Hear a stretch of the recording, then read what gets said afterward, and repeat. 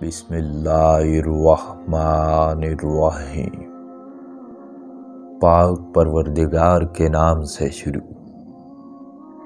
جو دلوں کے بید خوب جانتا ہے۔ حضرت امام علی علیہ السلام کا فرمان ہے کہ تمام بالائیوں اور خوبیوں کی جڑ اللہ تعالیٰ کی اطاعت اور عبادت ہے۔ ضروری کاموں میں تاخیر اور دیر کرنے سے کائلی پیدا ہو جاتی ہے، اور فضول امیدوں پر بھروسہ کرنا بڑی حماقت ہے۔ لوگوں پر یہ حق ہے کہ وہ ہماری اطاعت اور ولایت کو قبول کریں، اور ان کو اس کے عوض اللہ تعالیٰ سے بہت اچھا بدلہ ملے گا۔ ہر ایک نیکوکار مانوس اور ہر ایک نا امید شخص مایوس رہتا ہے۔ جس چیز کی امید نہ ہو اس کے لیے بنسبت اس کے جس کی امید ہو زیادہ قریب ہونا چاہیے۔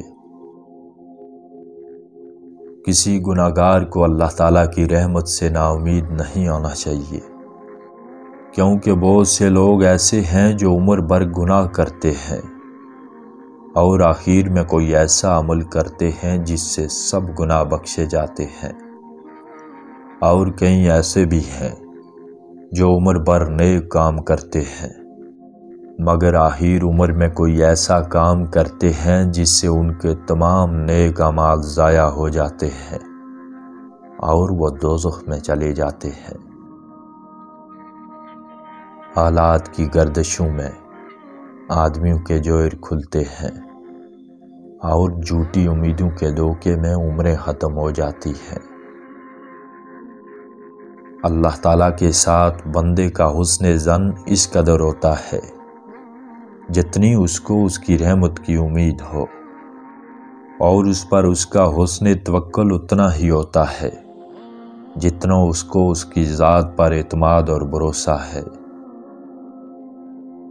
مال کی محبت امیدوں کو پختہ اور مضبوط کرتی ہے اور اعمال کو بگاڑتی ہے اور انجام کو خراب کر دیتی ہے۔ کسی چیز سے اچھی طرح نا امید ہو جانا اس کی طلب میں ذلت اٹھانے سے اچھا ہے۔ کبھی امیدیں جھوٹی ہو جاتی ہیں اور کبھی اچھے بھلے آدمی دھوکہ کھا جاتے ہیں۔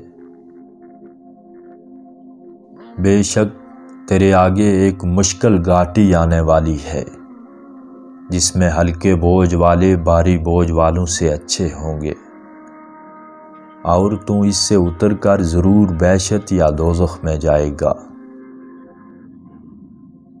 اللہ تعالیٰ نے ایک فرشتہ مقرر کر رکھا ہے جو ہر روز یہ پکارتا ہے کہ ہے اہل دنیا، تم نے پیدا ہو کر آخر ایک دن مر جانا ہے۔